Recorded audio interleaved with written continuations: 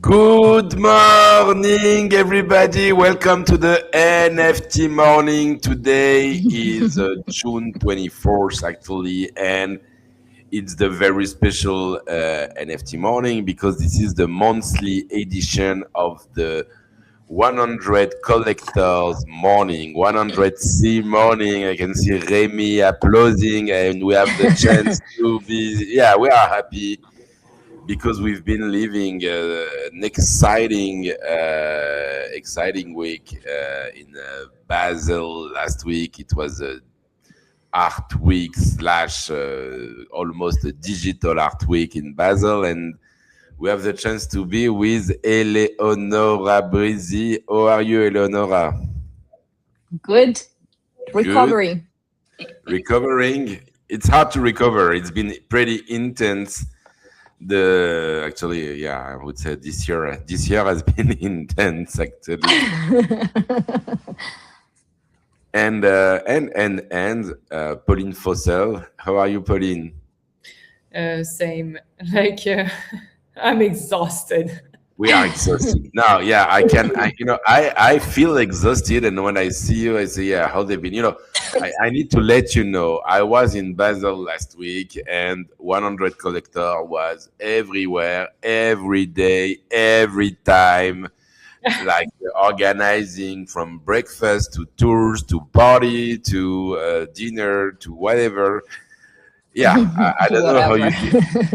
Even just following you was already intense, so I can imagine how it is to organize it. And no, it's been a lot, I can imagine. And so, Pauline, I can see you are wearing a beautiful 010 cap. So, I had to. I wanted. Of the discussion, I thought I'm gonna wear the swag, Oh yeah, it's actually. I want the same. You want the same? They are sold out. But she can sell it to you. Secondary market. Let's start a secondary market on 010 hats. Let's organize an auction. Okay.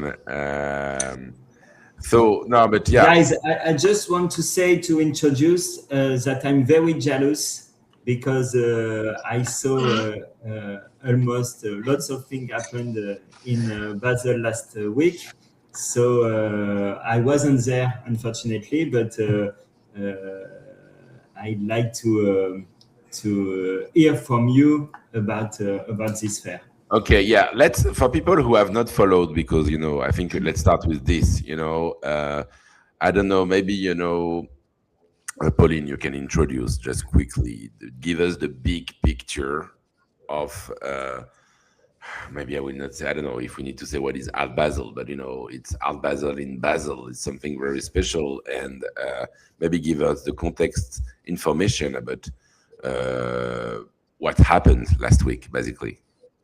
Yeah. Well, as you know, Art Basel is in the name. So you probably heard about Art Basel, Hong Kong, Miami, Paris, now Qatar, but it started in Basel, right? So this is the hometown of that the biggest fair in the world.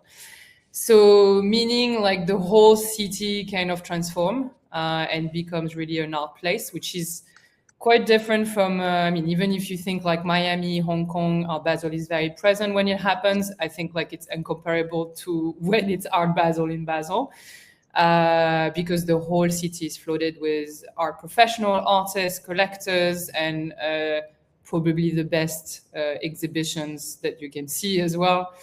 And yeah, this happened last week. This was the third edition of 010 that started in December in Miami last year, that continued in Hong Kong this year, but the very first time in Basel, right? So it was kind of a big deal because it's a fair that is quite institutional, if I can say. Actually, across the road to 010, you have a section called Unlimited. This is the only fair that has this section. And this section is for example, very monumental work that are most of the time acquired by institutions. So it's really the next level art fair you can get out there. Yeah, it's a big deal. And so, as you mentioned, 010, that is so the digital sector of Art Basel was initiated in Miami in December, that followed in Hong Kong in February, March exactly, ended up in Basel. So it's the third edition of 010, but we're still in the first year of 010, I would say, for this Basel edition.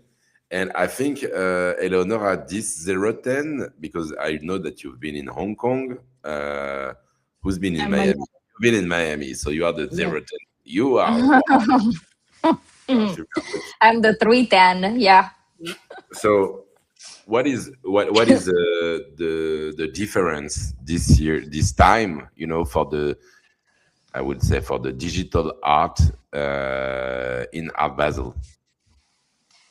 Yeah, we talked about this when we did our 100 collectors tour at 010 as an introduction, like about the differences, in fact, of the 3010. It's interesting because we always have been talking about the differences between the different Art Basels, and like an art fair also obviously mirrors the city where it happens and like the cultural scenes of where it happens. So, like you have Miami, you have like the US, Asia, and Europe, and it's very different. First, because obviously like in older times, they were supposed to represent and give you an overview of the actual like places where you were going. Like today it doesn't happen anymore because of social media and the internet. But like 25 years ago, if you were going to maybe 25 years ago wasn't there, but like years ago, if you were going to Art Basel Hong Kong, it will probably be the only way that you really have like a quick way to have access to like the Asian market. So like starting, like you had to go there. Now everything changed. But so starting from there already, that they're representing different realities, and then everything got more globalized. But still, these fairs, although it's one fair happening in different places, maintain like its own character. So in Miami, 010 pretty much like mirrored already the character of their own Art Basel. So I would say that in Miami, the sector was very very bold, very loud, very like, okay, this is who we are. We are like playful, speculative, like participatory, like we do participatory art. We put our artists in the booth and like you can play with us. So it was a little bit like of a statement.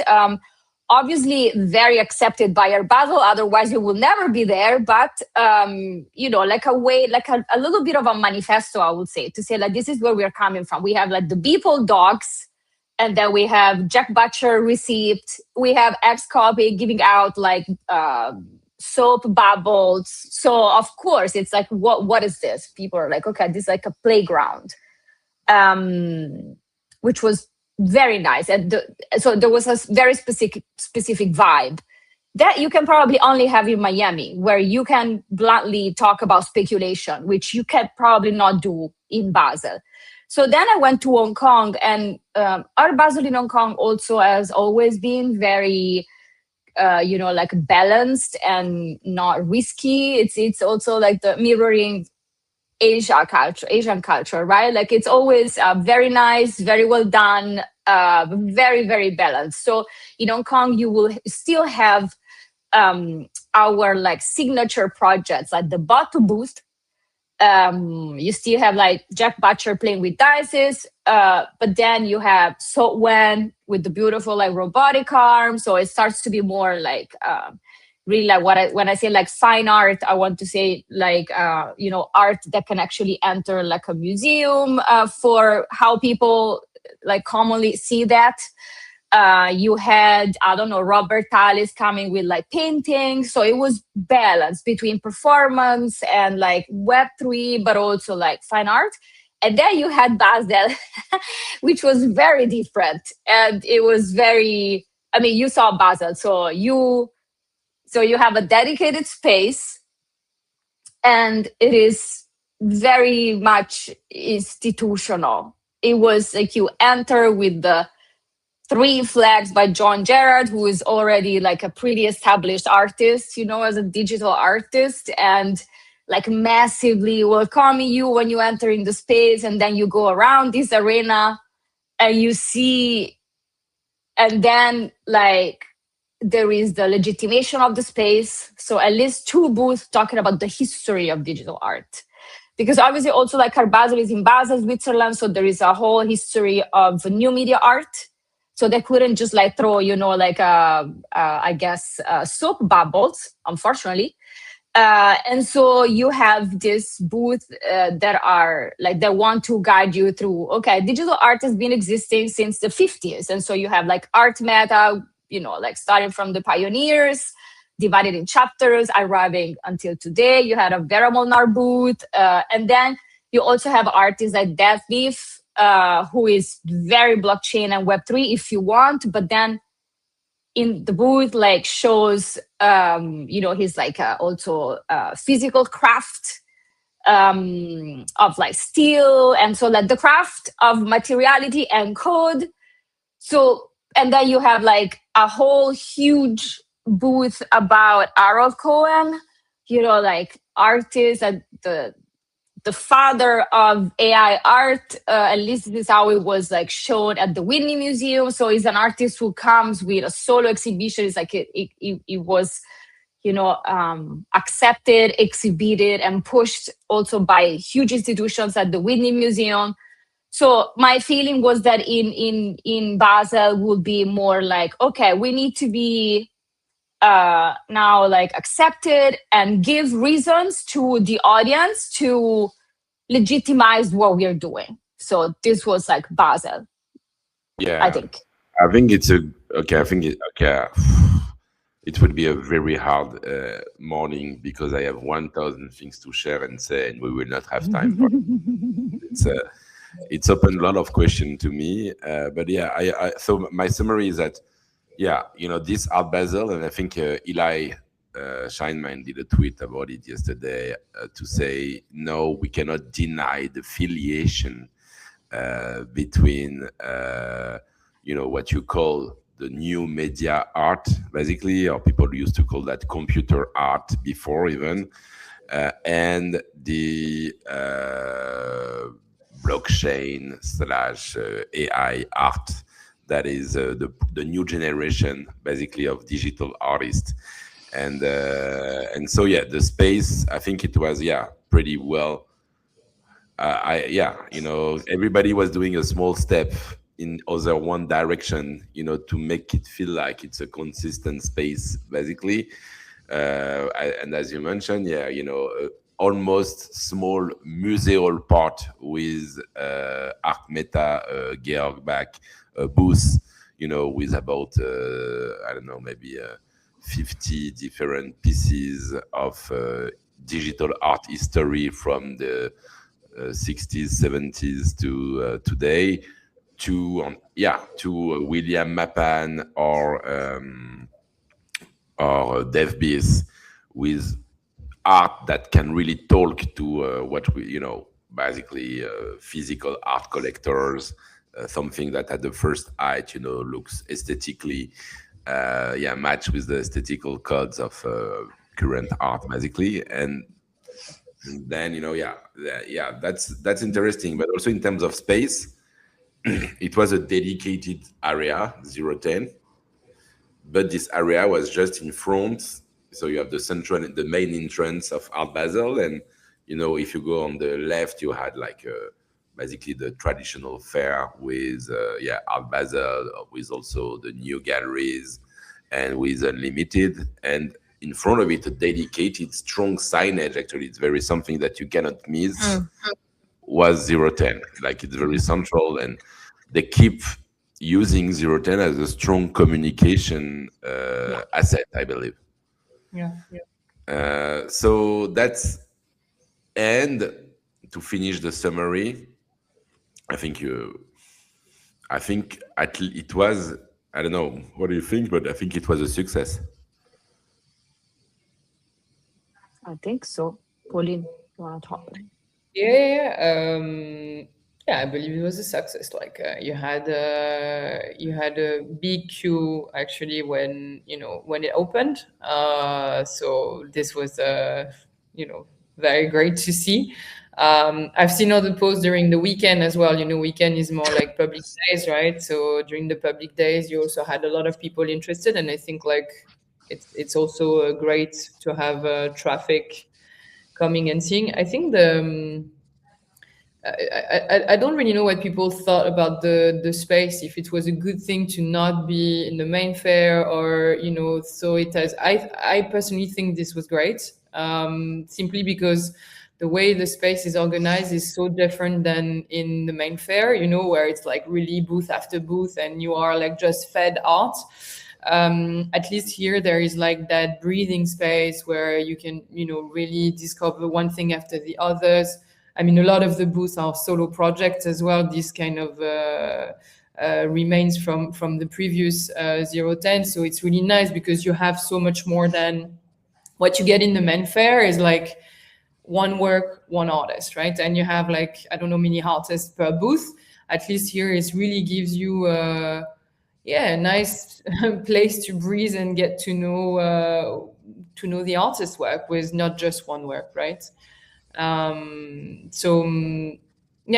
thought like this distinction, I think marketing wise is very smart because it is very, very present, and unlimited, like where unlimited is really something people really go to, so they could definitely not miss 010, as it was right in front. I think it was a success. I personally am a little sad we lost the fun part because I love the fun. For me, it's that's who I am. I love the engagement. I love like that the artists really think the booth in the engagement of showing their work. For me, this is essential. And I know it's an art fair, and I know, I've done art fairs for the past 15 years, so I know what it is.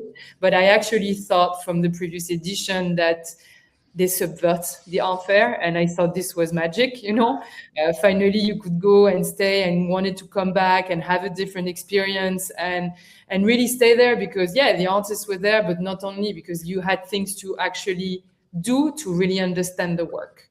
And I think like it's probably a movement that is not so easy to grasp in general. We all know that because the technology is a barrier, and I'm talking about the general public. And I think the engagement somehow was really bringing like, just like giving your hand to people and bringing them in for them to understand.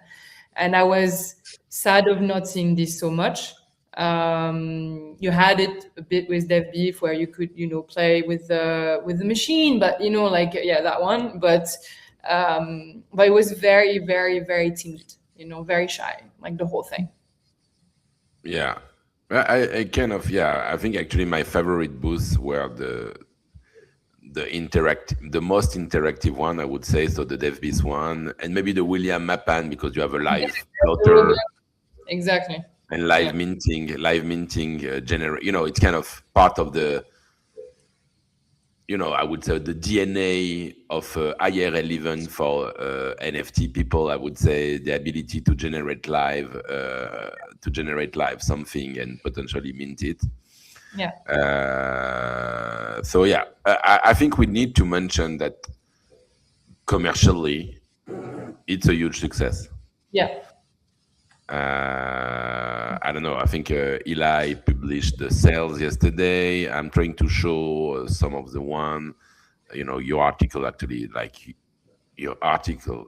Every time I need to tell everybody, check 100 collectors. It's, I think, in terms of documentation, in terms of information, it's just ultra complete. And so you can see all the videos of all the booths. Actually, I'm watching the William Mapan one that I mentioned.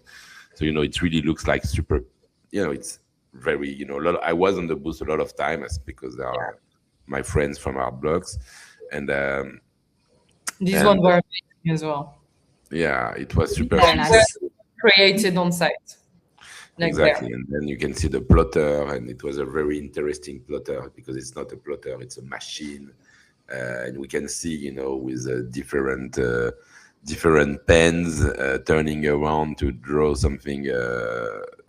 Very interesting. But in terms of sales, William Mapan sold out in like 45 minutes. This big piece that we can see here, that is like 80K or 70K plus 5 pieces of 30-ish K each. Plus, he sold out everything. Of course, the big sale is the John Girard one that he did with Fellowship. So he sold this triptych. It's a famous artwork. It's his emblematic artwork, kind of with the flags, and actually, it's interesting. It's real. It's digital art. It's real time, and so he sold it for $500,000. And I think Debrief has been said. You can check the article from Eli Scheinman. Commercially, it's a huge success, I think. Yeah. Yes, Rem? There was. No. I just had a question about this big sales. Everyone heard about this. Do you think they were planned in advance, or did they just happen on site?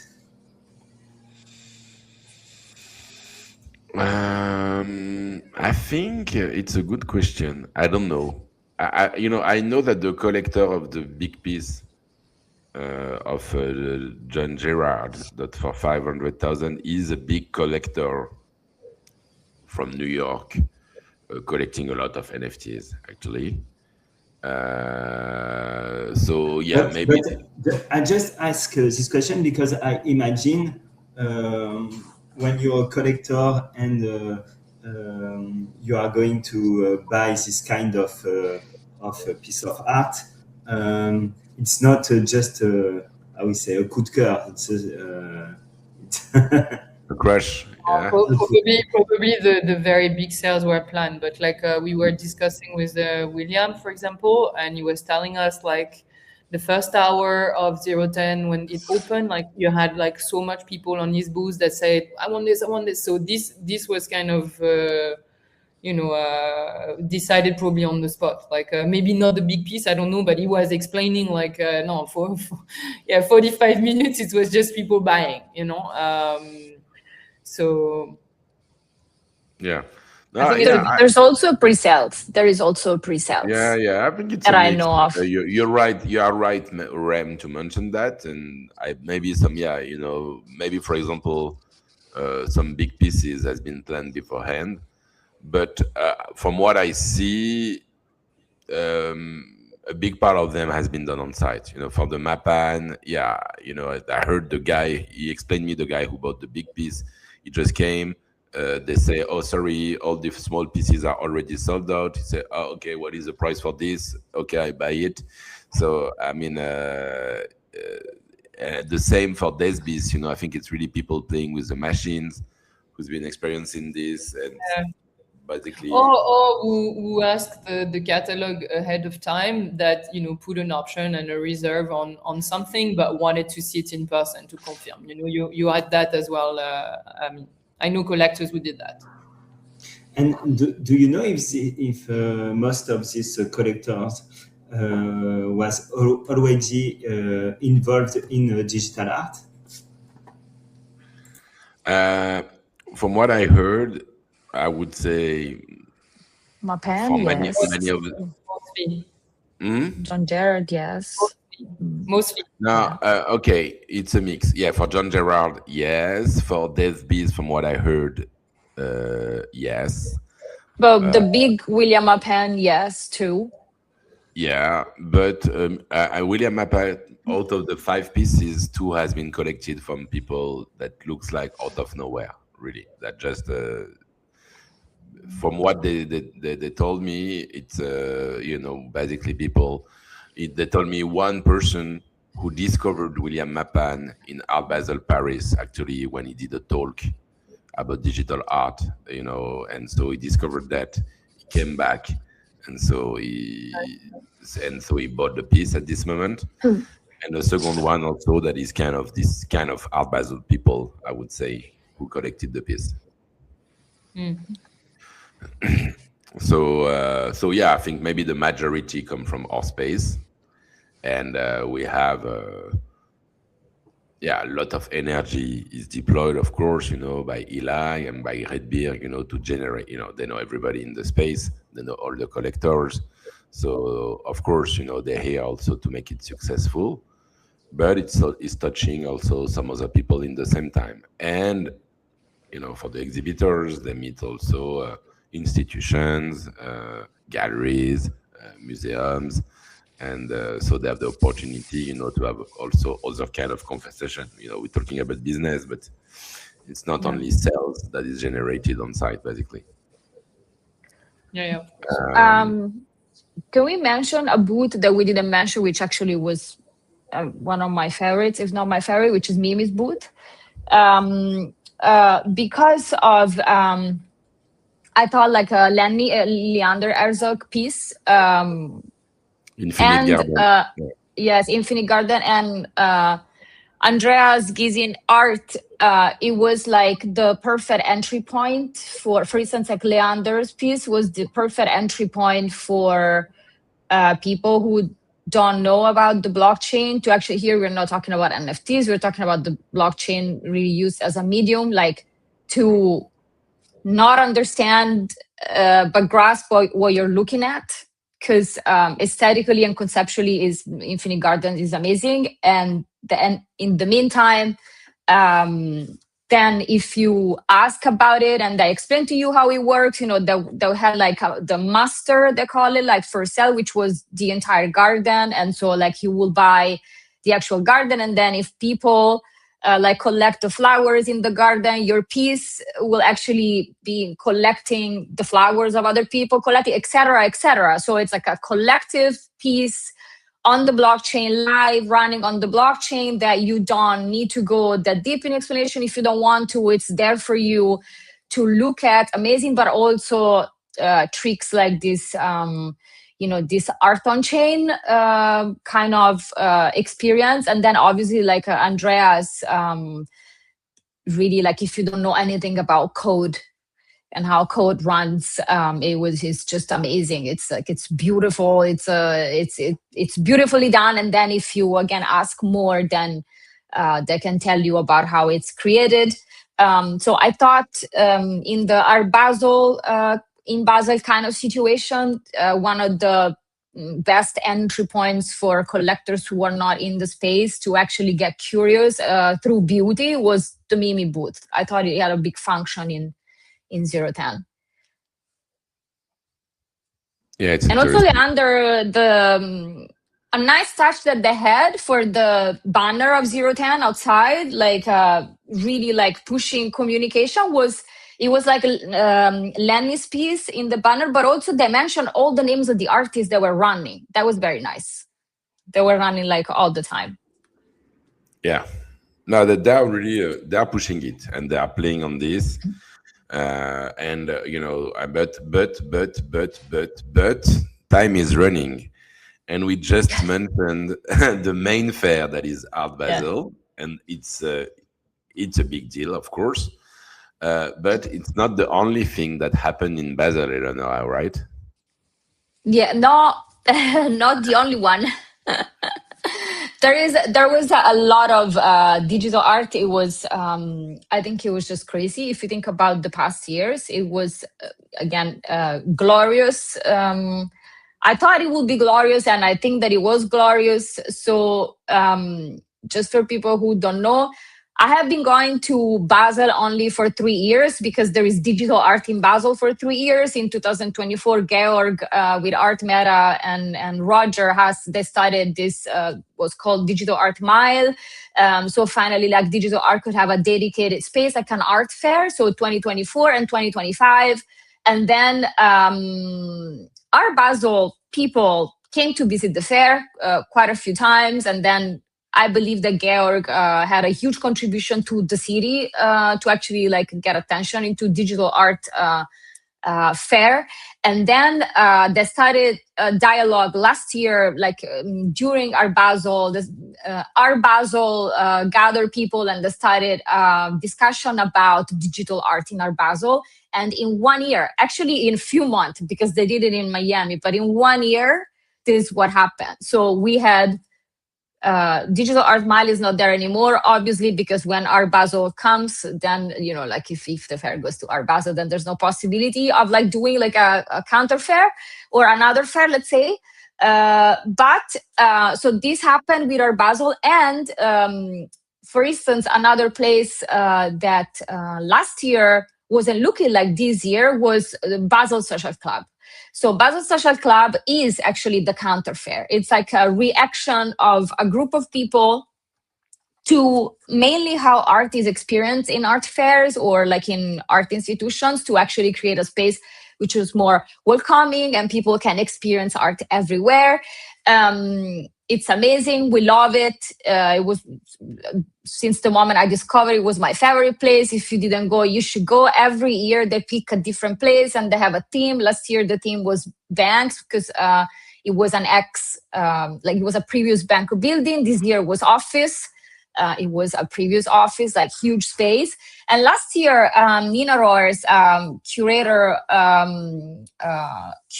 and also curator of Arab Bank, she organized this exhibition called Bankless inside Basel Social Club with pieces that are in the collection of Arab Bank. And so for the first time, like our community had access to this other amazing happening in Basel, you know, like the digital art community. And this year, Nina, who is involved like with the team of Basel Social Club, she brought in 11 galleries, 11 galleries, digital art galleries. So not only you have like 010, but you have Basel Social Club, which is filled with digital art. And again, our people. We had galleries that did both. They did 010 and Basel Social Club. So you understand that it's like, it's not only like the main fair, but it's like it's everywhere. The video that you see here is like Nina giving us a tour. I mean, the experience was amazing. We 100 collectors, we picked Basel Social Club to organize our event, which you know, like we wanted to do something like special. So together with Nina, we thought about inviting like all the digital galleries from Basel Social Club and for them to bring like the artists that were exhibiting and one collector to be together with our collectors. The event was supported by OpenSea. And this is, you know, like even to organize an event at Basel Social Club, you don't know what you get. You don't know where it's going to be. You don't know how it looks like. You know that the theme is office. It's very interesting. You know, it's all like pretty much a surprise. So this was, to answer your question, a second main place for digital art to happen in the same week. And then you also had exhibitions around, like we had at the Kunsthalle, we had South A, the Chinese artist. Right now she's having like a big exhibition at Prada Foundation here in Milan. And then I also went to visit Li Shuang at the Kunsthalle Museum. And you know, yes, that you see here is just the amount of digital artists. Like great show at Heck as well. We had a curatorial tour by Marlene Wagner of the group show. Very, very cool. Yes, she gave us a private tour of this very nice and experimental digital art exhibition that they have at Heck. And also at Heck, another digital art happening. There was the presentation of Quayola's artwork an event that they did together with Tezos. So you see, it's like a main fair, side events, but not even organized by us, like by other main like fairs or art institutions happening in Basel. So yeah, digital was not only in 010. No, it was everywhere, I would say. Yeah. basically Yeah. the program, the digital art program, was really pretty huge. And if you really wanted to do everything, you need 1 week, I would say, to explore everything. And you've been organizing visits for everything, basically, from 010 to social club to Heck museum to the morning breakfast in the Kunst Museum, and in the evening everywhere, basically. So I think it was a good way to be onboarded, was to follow 100 collectors everywhere, and to follow actually it was even super intense. So I understand, for people who had to pick up some other stuff, because on top of it you had other things happening, like Punk's brunch or other event like this. So it's a big change, I would say. It's a big change for digital art. Just maybe it's something. The only thing that I missed was your dinner, actually. I left too early. And What you missed was a lot, John. can you give us a small few bites of how the 100 collectors event happened? Yeah, so it was at the Basel Social Club. We were in an office space. Office. Oh yeah, you have to understand that this year the topic was the office, so it was really looking like It was It an was an office. We It office was- lights. and it's what's actually really interesting is a lot of the galleries and artists really play the game, because what they show also is, I mean, not all of them, but a lot of them is linked to the curatorial, thematic, which was the office. So our event was in a room that really looked like an office, and the thematic of the night was so the collection we would have built together. And we had the galleries showcasing digital art invited with the artists that they were representing. They were also they could invite as well collectors, from the gallery, and then of course we had our members. So that was kind of the selection of people that you had in the room.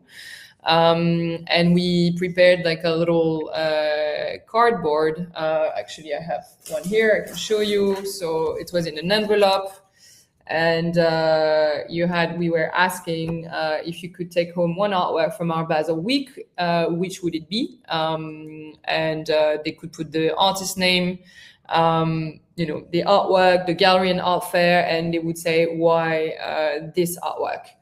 And we kind of gathered all of them. We had something like 32 people did it. So now we are preparing, what's going to be the report, what we're going to be doing with it. We're also not disclosing yet, but we're also talking with OpenSea on how do we disclose it. Because somehow it's, I mean, Ele, you can obviously say a word of what it means, but it was more, let's say, emotional. Like it was not about the market value, or there is people that put a Picasso in there, so so it was also, I mean, maybe they could buy it, I mean, I don't know, but I think I know who put it, and it's more like emotional, and what does it mean to collect together as well.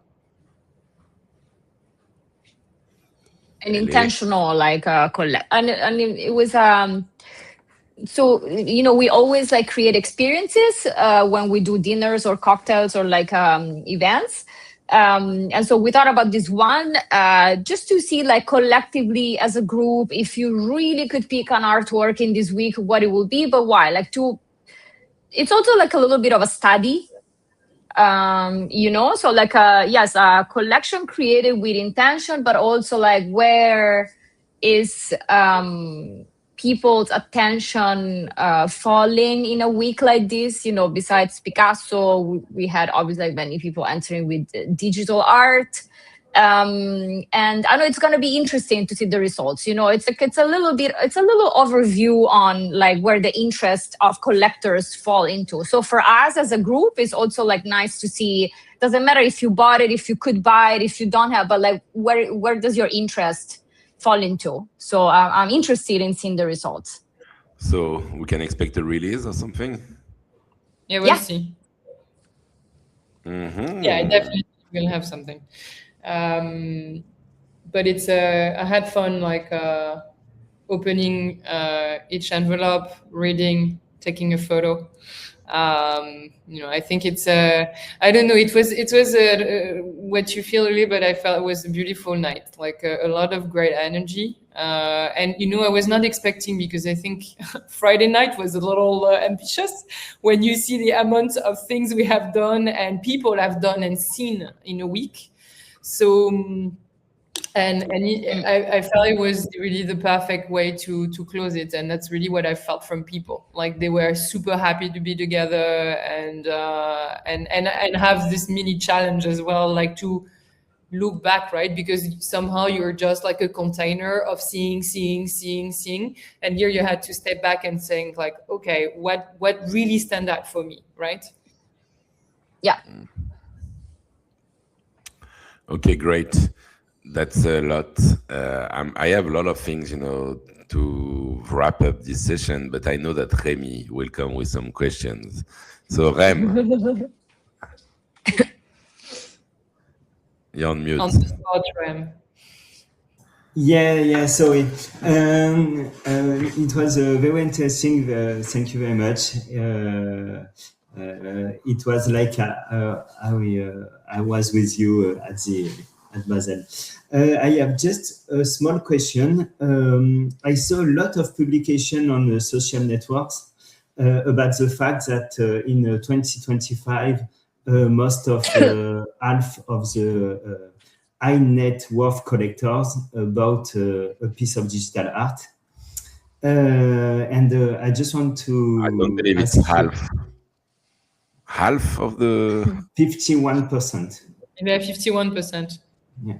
It's a new figure for me. So, yeah, my question is, according to Are you... sure it's 2025? Because I think I've read something that it was taking from a long time before 25. Oh, yeah? Oh, maybe... You know, when people bought one NFT, or I don't know, but I don't know if that's this. But I've read something that was kind of challenging the percentage, because it was taking things like for years ago, you know. But I don't know, maybe not. Okay. It's interesting. But I just wanted to ask you if it for you is just a curiosity from this kind of collector, or maybe is it a conviction and a market opportunity?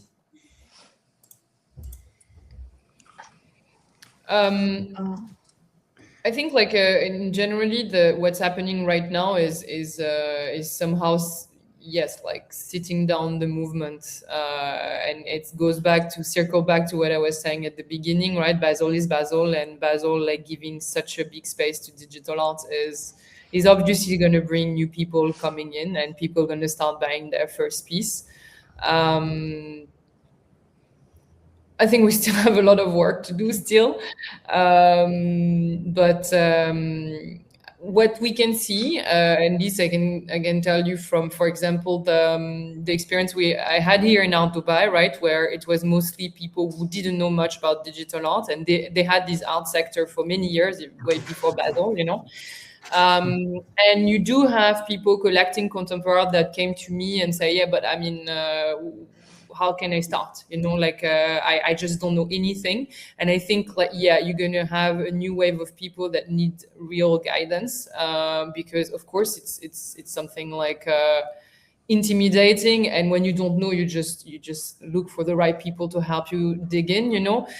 And I think this is creating awareness for sure, you know, and I don't know if it's the 51% is really from this year. If it is, I mean, wonderful and magical, and we are here. And if not, I mean, let's work towards this to happen in 1 year. Yeah, of course, For me, earlier I wanted to say it's complicated. There isn't. For me, market always comes first, and then comes the interest, not the other way around. Okay. Do you know? It's not that all of a sudden people are interested in the history of digital art. The reason for which we have pioneers exhibited in Art Basel is because there has been a trend for like 2 or 3 years for which people are getting obsessed about, like collecting Vermonar or Charles Chury. Not everyone, but many people. So why? Because somehow the market was pushed towards a direction for which an interest is created, and then people just answer unawarely, thinking that they're interested, but actually the market created it for them. Like the Devil Wears Prada, there is a moment where she tells the girl, where Miranda tells the girl that she never picked the dress that she's wearing. They picked it for her 5 years ago. They picked the color 5 years ago, and she doesn't even know about that. She thinks that she doesn't like it, but she doesn't like something that she bought that was already picked for her 5 years ago. That's how I see it. So these percentages of going up and down, I don't know, but for me, it's always a very much controlled. It's always never like a spontaneous. Institutions as well. I think like the Whitney and Harold Cohen, the Ramona. Like, I think like it's not only the market, but maybe the art world. But they create the market, and they have it in the Whitney Museum because the market is created. Otherwise, they wouldn't. It's like, it's like until an artist doesn't reach a certain market, you're not gonna be put at the Whitney, and vice versa. It's like saying, like Venice Biennale is not a commercial exhibition, but it creates the commerciality for art for the next 2 years. For me. Yeah. So I think what you say is, my feeling, to be transparent, and even these figures illustrate a bit. I don't know if it's 51%. I would say, to make it more simple, I will take the figures from the last Art Basel, the UBS survey, showing that basically proportion of digital art into high net value collections, based on the poll that was done out of 3,000 high net worth value, moved from 3% in 2021 to 11% in 2025. So the part of digital art inside of a high net worth value collection. And I think it's interesting to mention that, because also my overall feeling is that we have the illusion that we are bringing traditional collectors. But the main things is that we have this high net worth value. What we're talking about these people buying big art, this proportion, actually just the only thing is that our collectors, the crypto bros, I would say, to make it caricaturable, are now integrated into the statistics. So, of course, the average is increasing because now we are part of these people. And so I think, and I think, it made me think about it also, because even if, whatever we said, NFTs are in a kind of a crisis and it's hard and volume are low, but we're still selling for a very high price compared with the, I would say, contemporary art market. A William Mapan selling 5 artworks for 30,000 each. It's a lot compared with maybe some emerging artists who's been practicing in contemporary art for like 15 years. It's a market where, this kind of prices that we have sometimes in digital art, we find these kind of prices more commonly dead artists, or I don't know, for something that is, much more, much older, I would say, Established. Mhm. established. So yeah, it's a market business, and even if we feel like this market is a bit in crisis, it's still a market that presents a big interest for people who are doing this market, and Art Basel is doing this market. And so, I mean, yes, okay, the interest for Art Basel is communication, is being accurate. But at the end of the day,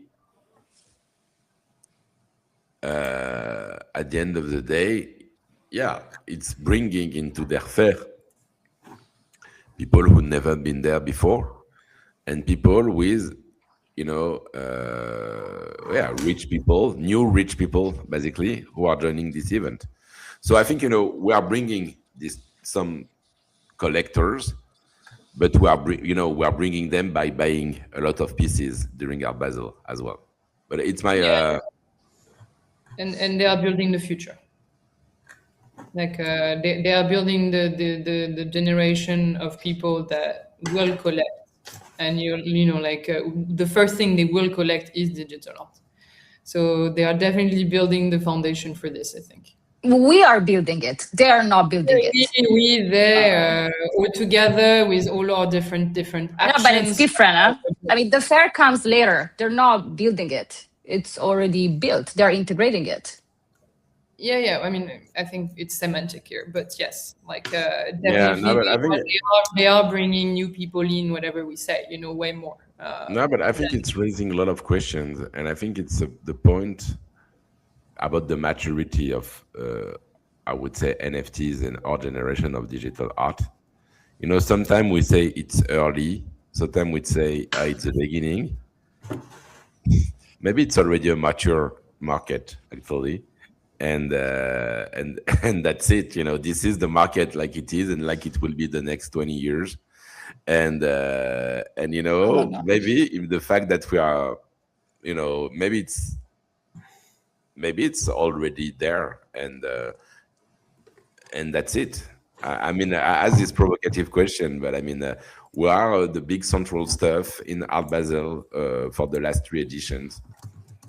So is it not the highest moment of attention that we can get? But you are, for me, we are ignoring one interesting part of digital art, which is the fact that it can be everywhere at any time. So we are kind of constraining digital art to be in one place, like a painting, but it could be anywhere. So you have so much potential of growth with digital art that you cannot have with physical art. I don't know. I'm actually having some hope that it can bring art in so much more places, like street art has been doing, but in a way more easier way. But that's my little ambition. Yeah, I think it can go so much bigger and touch so much more people. Okay, I agree. I think we have the same ambition, but I would say that, because okay, it just my I've been chatting with a lot of media art collector in Art Basel. I would say from the 90s,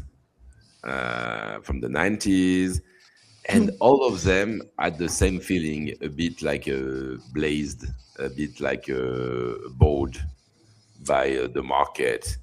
Like they've been pushing this internet art, new media art, video art, whatever, in the 90s. They've been doing exactly what we're doing right now in Basel, being integrated into Art Basel, organizing crazy art show, doing something with the top 10 of these artists. And now they are a bit, they are kind of bittersweet, I would say, about what's happening. They are like, yeah, nothing new. Where, yeah, okay, it's just one more trend that will collapse in few years. okay, just money stuff, but then we'll forget it, like we forgot in a way, even if it's not. But for them, there are some historical artists that are still not into history, and I think it's interesting because it's maybe the third cycle of digital art after the Vera Molnar time. So yeah. But here I have a little hope too, though. Like I don't, first because it's already happening, so we can learn and do different. But also because I like Pauline calls it, it's digital art and it can be everywhere, which is true. And I say that we have the blockchain. I'm really like, I believe in this thing. It's not, you're not gonna take it from me. So it's the only time that we have a technology for distribution. It's not AI, it's the blockchain. So there is a way to, like, you can't stop decentralization, whatever, distribution. So it has to be different than net art. It will. It can be the same thing because you have a technology that for the first time is supporting the phenomenon. Like internet was supposed to be decentralized, but didn't have a technology behind that was supporting the decentralization. But NFTs, whatever, digital art today, tokenized, does have also not only the principles, but also a technology that can support that. So while Art Basel things can happen, in the meantime, you have you have nodes, like a computational power. So that I believe it can make it different. So I have hope too, in fact. No, I believe it's interesting. I think it's but I think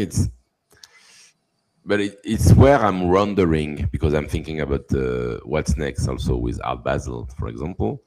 And okay, right now everybody is excited. To be honest, everybody is already talking about Miami in December. Because they won't be in Paris. So the next one is basically Miami. And then I think so they will keep the same cycle for 2027, 6, 7. So Miami, Hong Kong, Basel. But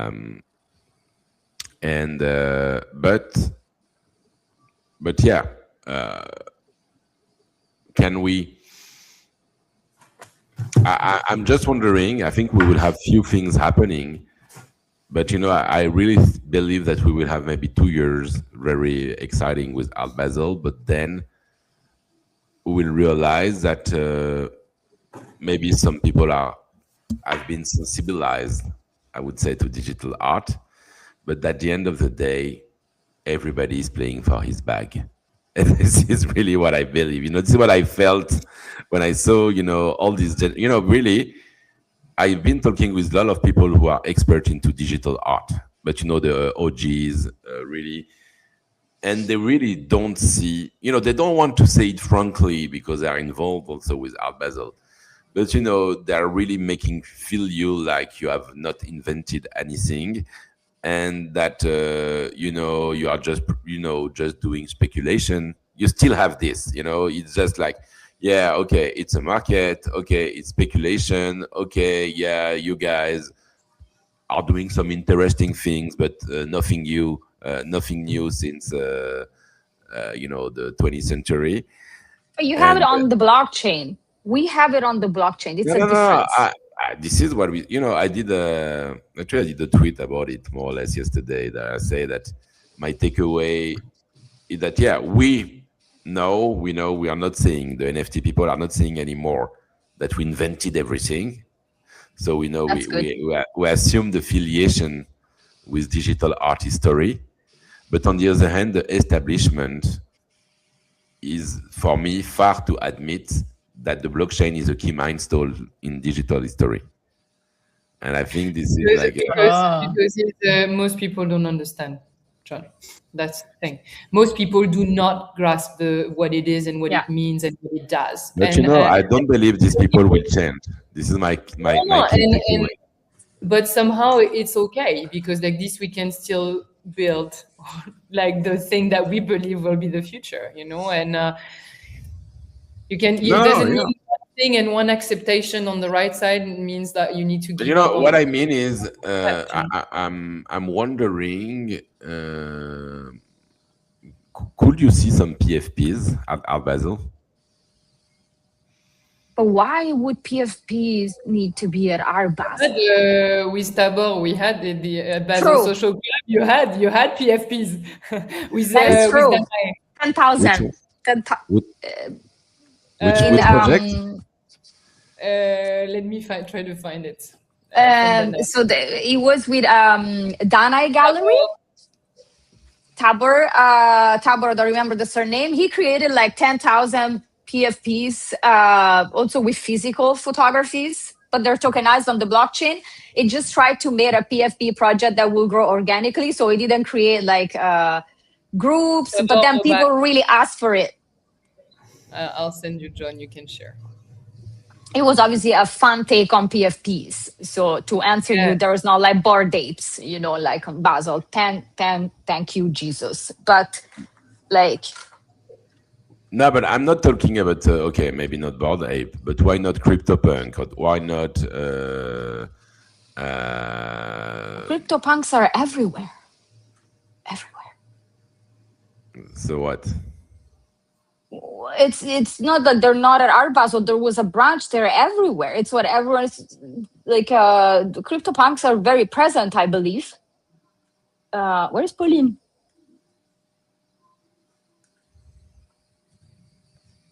Pauline left. Pauline is back. Oh, sorry. I'm back. Yeah. Okay. So let me show the PFP. Kaufei, Kunstmuseum, Basel. I sent it to you only, John. Yeah, okay. I'm lost. Okay, I will display it, you know, when I find it. Oh yeah, I got it. So then I tweet. Okay, no, I'm just, you know, I'm taking the example of PFPs because it's. I think you could have PFPs. Yeah. Yeah, it depends on the project. Because my feeling is that we don't, you know, especially here, we didn't want to see this kind of project in 010. Yeah, of course. It's the same thing like the bubbles. It was not the place for this kind of project. They killed it. Yeah, because, you know, it's a moment where we want to buy some legitimacy, I would say. And, you know, to buy some legitimacy, we need to look like what they already know. You know, this is the thing. But we said this at the beginning. It was precisely this in Basel. So, yeah, I mean, yes. Yeah. But in the meantime, what I was trying to tell you is that when you have a technology like the blockchain, in the meantime, the technology is working.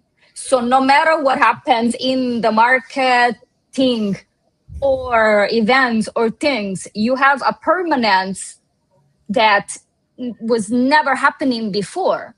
It's only about permanence or trading. You have a technology that is supporting the concept. It never happened before the blockchain to have a thing like this. So if everything disappears from marketing, or from art fairs and 010, you still have not only the record, but like it's like you're building two parallel worlds, you know?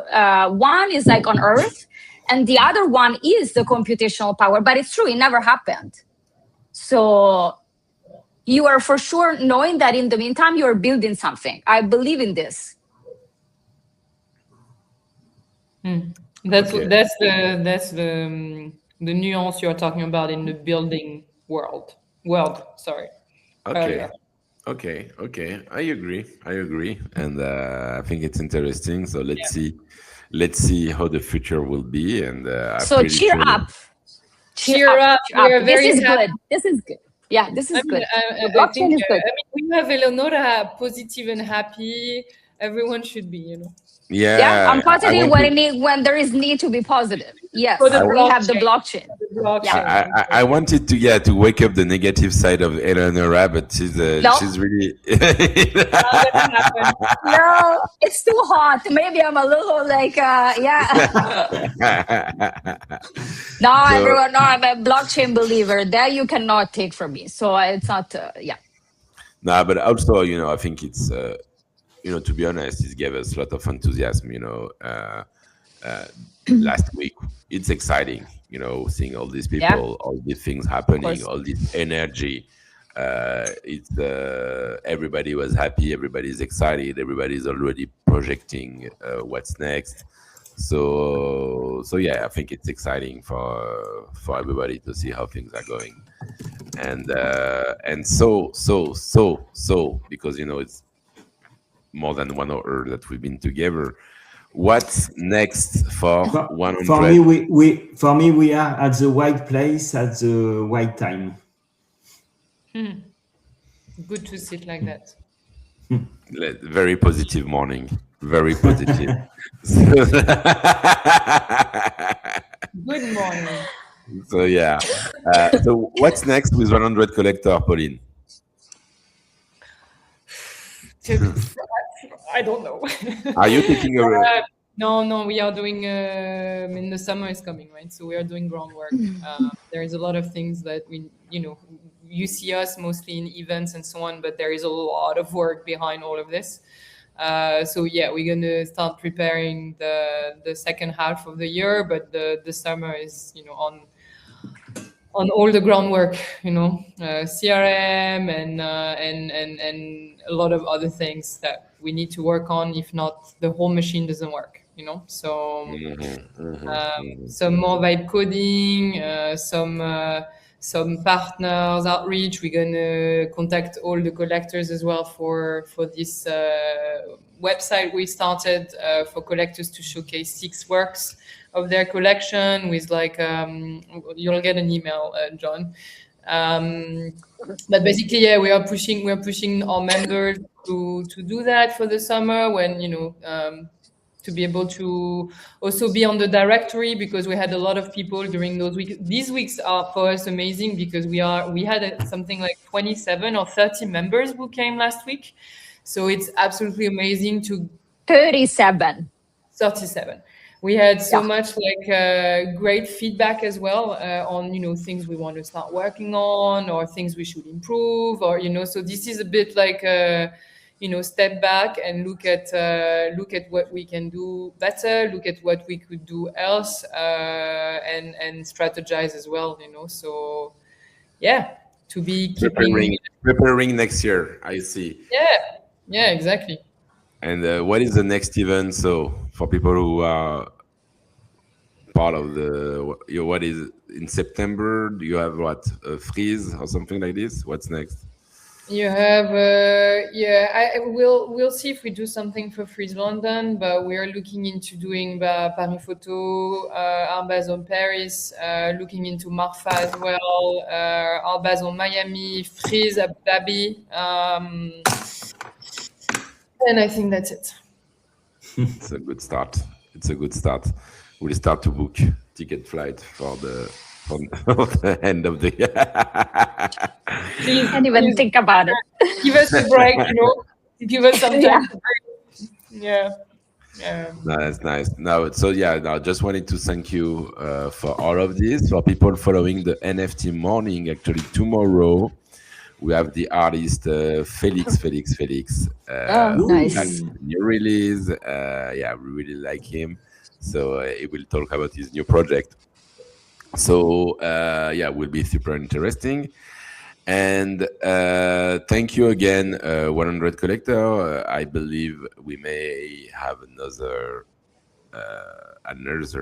podcast in a month from now, end of next month, if everything is going well. So have a great day. Thank you. Have a great. Thank you for having us. No, thank you very much. Try to take a rest. Bye. See you, everybody, and good morning. Morning. Happy